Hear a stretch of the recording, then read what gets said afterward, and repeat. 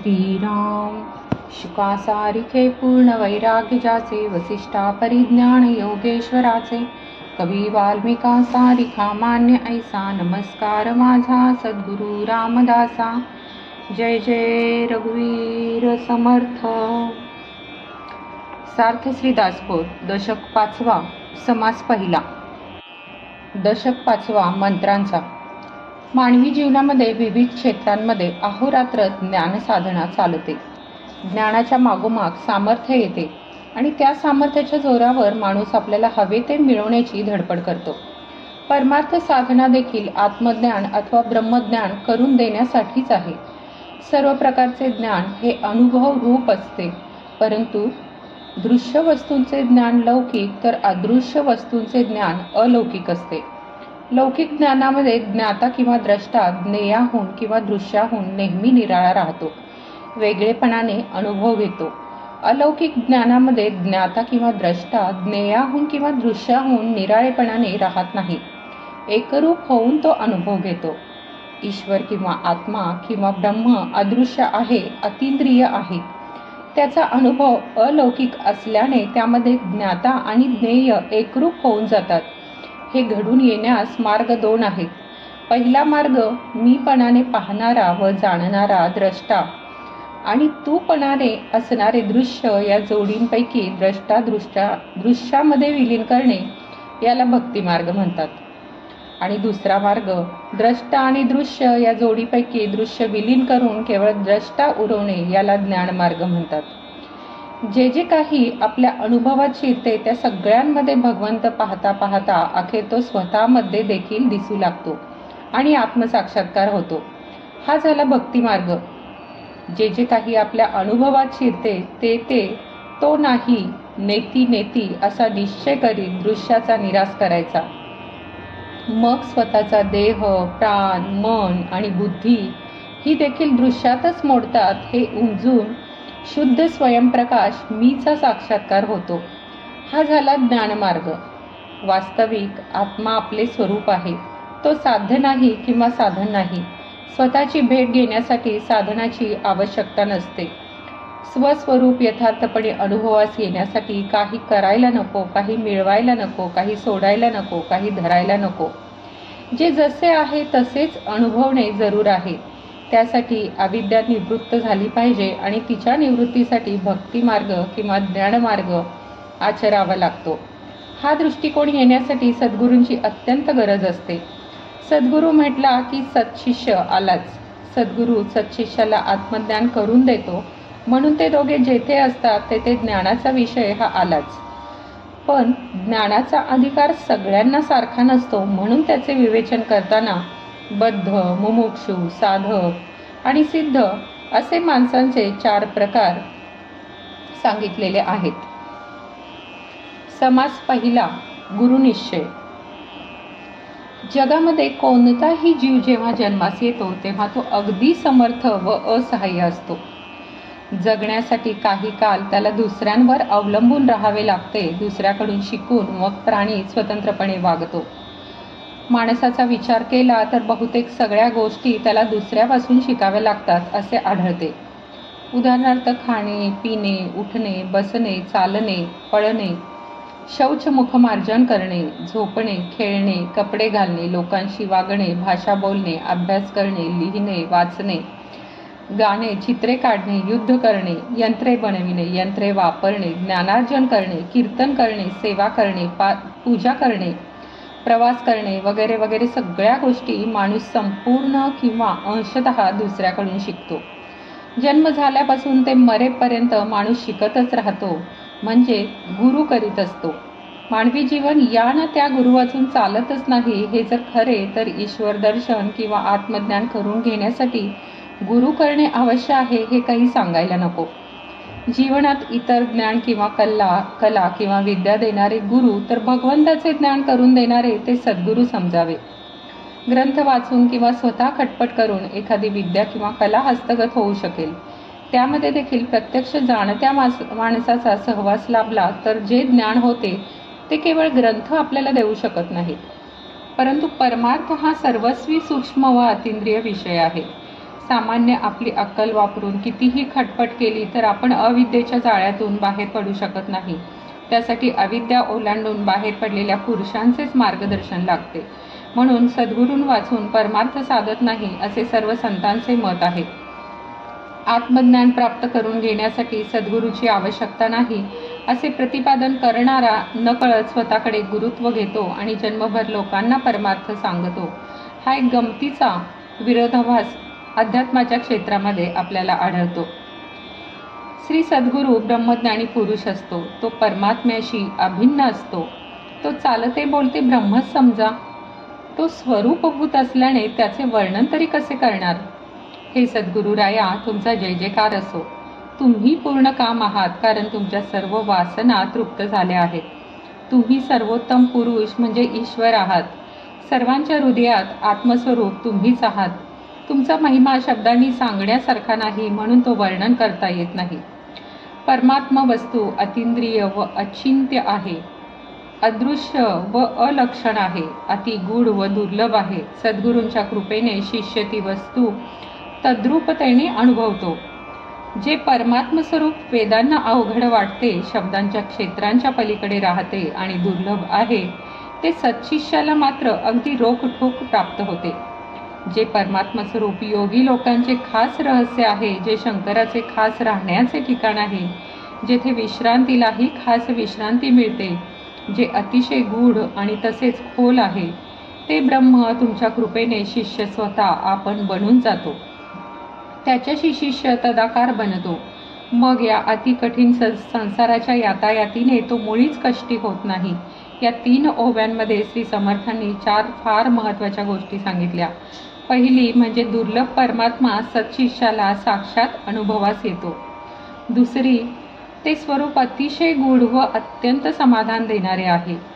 तिसरी, शिष्य स्वतः ते बनतो. आणि चौथी, त्यानंतर त्याच्या जीवनात दुःख उरत नाही. गुरु शिष्यांच्या लक्षणांनी प्रस्तावना श्री समर्थ येथे करतात. श्रोते म्हणतात की स्वामींनी आता आमचे लाड पुरवावे आणि गुरु शिष्यांची लक्षणे सांगावी, पण ती अशी सांगावी की त्यांचे श्रवण करून मोक्षाची तळमळ असणाऱ्यांनी लगेच सद्गुरूंना शरण जावे. श्री समर्थांच्या काळी समाज रचनेमध्ये ब्राह्मणाला फार महत्त्व होते. तो बुद्धिमान होता व विद्येने पुढारलेला होता. वैदिक जीवन पद्धतीची परंपरा त्याने कशी तरी टिकवून धरली होती. व्यवहारामधील धर्मकर्मामध्ये त्याच्या शब्दाला फार किंमत असल्याने तो एक प्रकारे गुरुत्व मिरवित होता. पण भगवंताच्या बाबतीत तो मार्गदर्शन करू शकत नव्हता. उलट असे मार्गदर्शन करणाऱ्या संतांना त्याने वेडेपणाने विनाकारण विरोध केला आणि तो स्वतःचे महत्त्व घालवून बसला. संतांनी त्याला न दुखवता लोकसंग्रह केला, म्हणून या समासामध्ये श्री समर्थांनी व्यवहारात त्याचे मोठेपण मान्य केल्यासारखे दाखवून परमार्थात ते चालणार नाही असे मोठ्या खुबीने पण स्पष्टपणे सांगितले आहे. ब्राह्मण हा सर्वांचा गुरु आहे. तो क्रियाहीन असला तरी, म्हणजे तो ब्राह्मण धर्माने वागत नसला तरी त्यालाच अगदी मनापासून शरण जावे. अहो, या ब्राह्मणासाठी नारायणाने अवतार घेतला. विष्णूने स्त्रीवत्स म्हणजे भृगूने मारलेल्या लाथेची खून मिरविली. तेथे इतरांची किंमत किती. ब्राह्मणाचे वचन प्रमाण मानतात. त्याच्या वचनाने शूद्रसुद्धा ब्राह्मणाच्या योग्यतेस चढतात. ब्राह्मणाच्या वचनाने, मंत्राने दगडामध्ये देव पण अवतरते. ज्याची मुंज झाली नाही तो जन्माने ब्राह्मण असला तरी निसंशयपणे शूद्रच असतो. मुंज म्हणजे दुसरा जन्म, म्हणून ब्राह्मणाला नेहमी द्विज असे म्हणतात. सर्वांनी ब्राह्मणाला पूज्य मानावे अशी वेदाज्ञा आहे, ती सगळ्यांनी प्रमाण मानावी. जे वेदांच्या उलट आहे ते अप्रमाण मानावे, ते भगवंताला पण आवडत नाही. ब्राह्मणांच्या मदतीने ज्योतिषातील योग, होम, हवन, व्रते, दाने, तीर्थयात्रा व तेथील कर्मे होतात. ब्राह्मणांवाचून कर्ममार्गाचे आचरण होणार नाही. ब्राह्मण म्हणजे मूर्तिमंत वेदच होय. ब्राह्मणालाच देव समजावा. त्याच्या वचनाने सर्व इच्छा सफल होतात. ब्राह्मणाची पूजा केली तर मन शुद्ध होते व वृत्ती भगवंताच्या ठिकाणी जडते. ब्राह्मणाचे तीर्थ घेतल्याने माणसाला उत्तम गती लाभते. लक्ष भोजन घालण्यासाठी ब्राह्मणच लागतात. इतर जाती चालत नाहीत. भगवंत फक्त अंतःकरणातील शुद्ध भाव तेवढा पाहतो. इतर गोष्टींची तो किंमत ठेवीत नाही. असो, ब्राह्मणाला मोठमोठे देव देखील नमस्कार करतात. तेथे माणसांना विचारांना कोण विचारतो? ब्राह्मण बुद्धिहीन असला तरी तो सर्वांना वंद्य असतो. एखाद्या अंत्यजाला पुष्कळ शब्दज्ञान असले तरी तो उपयोगाचा नाही. ब्राह्मणाच्या बरोबरीने त्याची पूजा करता येणार नाही. लोकरीतीला सोडून काही वेगळे करणे वेदाला मान्य नसते, म्हणून त्याला पाखंड मत म्हणतात. असो, जे शिवाचे व विष्णूचे भक्त आहेत त्यांची ब्राह्मणांवर श्रद्धा असते. ब्राह्मणांना पूज्य मानल्याने पुष्कळ लोक पावन झाले. वेद परंपरेचे व लोक परंपरेचे वर्णन आतापर्यंत झाले. ब्राह्मणांची बाजू उचलून धरावी हा काही श्री समर्थांचा हेतू येथे नाही. लोक परंपरेमध्ये ब्राह्मणाला गुरुत्व असताना आणखी सद्गुरू कशास हवा त्याचे कारण श्री समर्थ आपल्याला सांगतात. ब्राह्मणाला पूज्य मानल्याने जर मोठ्या देवापर्यंत पोहोचता येते तर सद्गुरू कशास करावा त्याची जरूर काय असा प्रश्न येतो. आपल्या आत्मस्वरूपाचा जो ठेवा आहे तो सद्गुरूशिवाय मिळत नाही, म्हणून सद्गुरू करावा हे त्याचे उत्तर आहे. आपण जी धार्मिक कृत्ये करतो त्याच्यापुरता ब्राह्मण पूज्य मानावा हे बरोबर आहे, पण आत्मज्ञान मात्र सद्गुरून वाचून प्राप्त होत नाही आणि ब्रह्मज्ञान होत नाही तोपर्यंत जन्ममृत्यू काही चुकत नाहीत व नुसते दुःख मात्र भोगावे लागते. ब्राह्मण कितीही चांगला असला तरी तो देहबुद्धीमध्ये राहणारा सामान्य स्वार्थी माणूस असतो. तो काही कोणाला भगवत स्वरूपापर्यंत पोहोचवू शकत नाही. ब्रह्मज्ञानी सत्पुरुषच ती गोष्ट करू शकतात. सद्गुरूंनी कृपा केल्याखेरीज ब्रह्मज्ञान होणे शक्य नाही आणि ते ज्ञान नाही तोपर्यंत अज्ञानी माणसे या दृश्याच्या प्रवाहात वाहून जातात. आत्मज्ञान करून न घेता जे जे काही माणूस करतो ते अज्ञानातून होत असल्याने पुन्हा जन्म घेण्याचे कारण होऊन बसते. म्हणून ज्ञान होण्यासाठी सद्गुरूंची पाऊले त्यांचे चरण घट्ट धरावे. सद्गुरूला शरण जाऊन ज्ञान करून देण्याबद्दल प्रार्थना करावी. भगवंताचे दर्शन व्हावे असे ज्यास खरोखर वाटते त्याने संतांची संगत धरावी. सत्संग केल्याखेरीज भगवंतापर्यंत पोहोचता येत नाही. संत हाच सद्गुरू होऊ शकतो, म्हणून सत्संग करावा असे सांगत असता सद्गुरूंचा सहवास करावा हा खरा हेतू आहे. 20वे शतक विज्ञान प्रधान युग आहे. या युगामध्ये परंपरा न मानता स्वतंत्रपणे बुद्धी चालविण्यास फार महत्त्व आहे. राजकारणी पुरुषांना समाजात मोठेपणा आहे.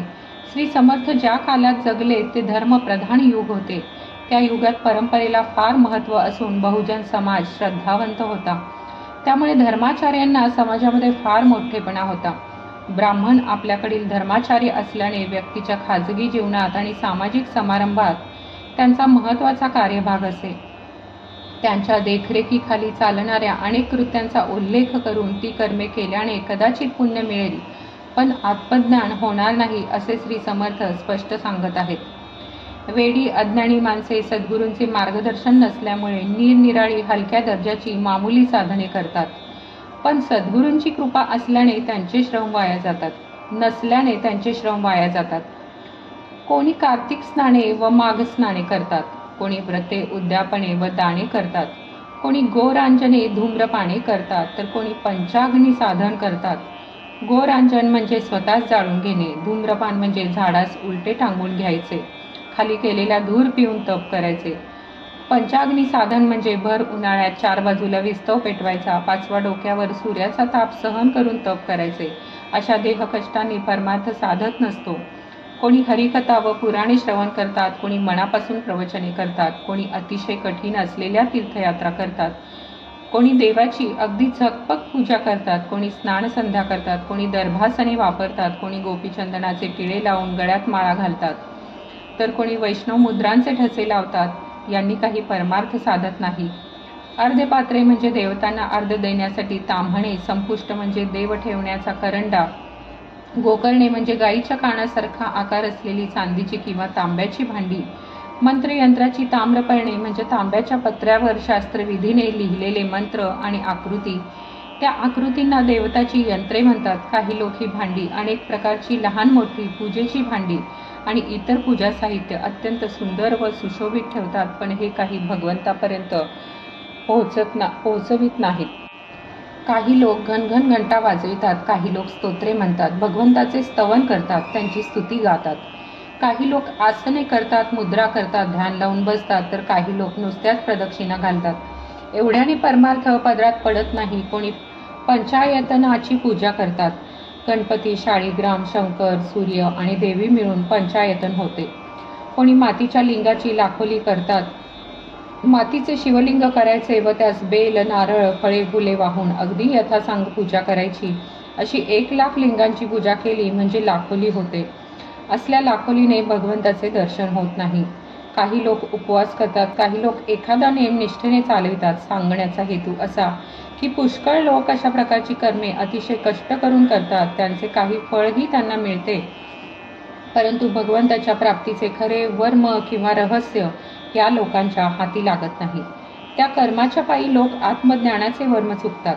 आत्तापर्यंत सांगितलेली सारी कर्मे धर्माच्या दृष्टीने मोठी पुण्य कर्मे असतील, परंतु एक जात देहबुद्धीला धरून असल्याने दृश्याची आसक्ती अधिक घट्ट करतात.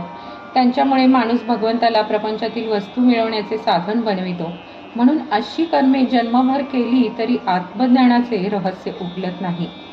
समजा एखाद्याने स्वाहा, स्वधा इत्यादी यज्ञ केले, होम हवन वगैरे वैदिक कर्मे केली, पण मनामध्ये फलाशा धरली, स्वर्ग सुख मिळावे, मुले बाळे व्हावे किंवा कीर्ती मिळावी अशी इच्छा बाळगली, तर ती इच्छा कदाचित सफळ होईल, पण त्यामुळेच त्याने आपणहून पुढील जन्माचा विचार घेतला असे घडते.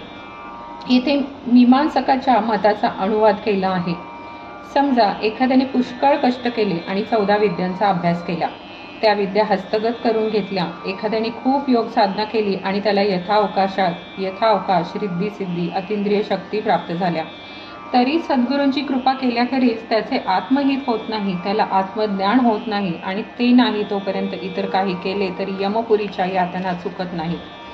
दृश्यातील सगळ्या विद्या प्राप्त झाल्या तरी माणूस अज्ञानाच्या कक्षेतून बाहेर पडत नाही. इतकेच नव्हे तर प्रत्यक्ष योगाचा अभ्यास करून शरीराच्या, मनाच्या, वाणीच्या शक्ती अफाट वाढल्या तरी त्याचा प्रभाव अज्ञानाच्या क्षेत्रातच पडल्याने अखेर वर्म चुकतेच. ज्ञानावाचून मानवी जीवनाची पूर्णता नाही, ही गोष्ट श्री समर्थांनी येथे मोठ्या प्रभावीपणे सांगितली आहे. आत्मज्ञान असो किंवा विज्ञान म्हणजे सायन्स असो, ज्ञानातच खरे सामर्थ्य भरलेले आहे. ज्या व्यक्तीच्या आणि समाजाच्या जीवनात ज्ञानाचा प्रभाव नाही, ज्ञानाची उपासना नाही, वाढ नाही आणि लालसा नाही, ती व्यक्ती व तो समाज या जगामध्ये उत्तम जीवन जगणे शक्यच नाही. जोपर्यंत आत्मज्ञान होत नाही तोपर्यंत जन्म मरणाचे चक्र काही केल्या सुटत नाही. सद्गुरूंच्या कृपेखेरीज गर्भवास चुकत नाही व नरकात जाणे सुटत नाही.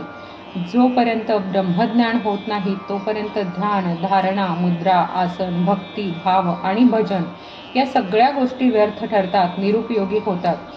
भक्तीचेनी योगे देव निश्चये पावती मानव हे समजून सांगण्यासाठी दासबोध लिहिणारे श्री समर्थ आत्मज्ञानाचे महत्त्व किती ठासून सांगत आहेत हे ध्यानात घ्यावे.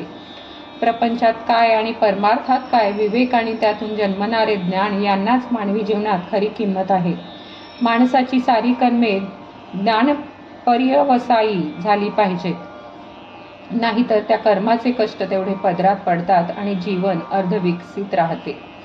ज्याप्रमाणे एखादा आंधळा माणूस कोणाचे मार्गदर्शन न घेता चाचपडत चालू लागला तर तो चिखलात पडतो किंवा खोल खड्ड्यात पडतो, त्याचप्रमाणे जीवनात ज्याला सद्गुरूंची कृपा मिळत नाही तो भलत्याच मार्गाने वावरतो, उगीच इकडे तिकडे भटकतो. याच्या उलट ज्याप्रमाणे डोळ्यांमध्ये अंजन घातले की जमिनीत पुरलेले गुप्त द्रव्य आपोआप दिसू लागते, त्याचप्रमाणे सद्गुरूंच्या उपदेशरूपी अंजनाने ज्ञानदृष्टी प्राप्त होते आणि हृदयाच्या गुहेमध्ये गुप्त असलेला आत्मा ज्ञानप्रकाशामध्ये प्रत्यक्ष अनुभवास येतो. सद्गुरू कृपा करतो म्हणजे काय करतो हे येथे स्पष्ट केले आहे. देहबुद्धीमध्ये वावरणारा जीव अहंकार केंद्रित राहून स्वतःकडे व जगाकडे पाहतो. अज्ञानाचा हा स्वार्थमय दृष्टिकोन काही केला तो सोडू शकत नाही. सद्गुरू कृपा करतात म्हणजे जीवाला ईश्वर केंद्रित करतात किंवा स्वस्वरूप केंद्रित बनवतात. मग तो आत्मबुद्धीने स्वतःकडे व जगाकडे पाहू लागतो. ज्ञानाचा हा निस्वार्थमय दृष्टिकोन देणे हे सद्गुरूंच्या कृपेचे खरे लक्षण समजावे. सद्गुरू जीवाची तळमळ शांत करतात, ईश्वर दर्शन घडवितात. पूर्वी मोठे संत झाले, त्यांनी गुरुदासत्व पत्करले म्हणून मोक्षासाठी सद्गुरू करावा असे अखेर सांगतात. सद्गुरू केला नाही तर जन्म वाया जातो. सद्गुरू पाठीशी नसेल तर सगळे जीवन दुःखमय बनते. सद्गुरूंशिवाय जीवाची तळमळ निवत नाही. अभय देणारा आपला हात सद्गुरूंनी डोक्यावर ठेवला तर प्रत्यक्ष ईश्वर प्रगट होतो. ईश्वराचे दर्शन घडते आणि संसाराची सारी दुःखे नाहीशी होऊन जातात. जीवाला वरच्या पातळीवर उचलून ईश्वर दर्शनाला योग्य करण्यासाठी सद्गुरू आपली शक्ती त्याला देतात, यात शंका नाही. किंबहुना आपले विचार दुसऱ्यास देणे, पटविणे, शिकविणे यात देखील न कळत देणारा शक्तिपातच करीत असतो. पूर्वीच्या काळी मोठमोठे संत, महंत आणि मुनिश्रेष्ठ होऊन गेले. त्यांना सुद्धा आत्मज्ञानाचा विचार त्यांच्या सद्गुरूंपासून प्राप्त झाला.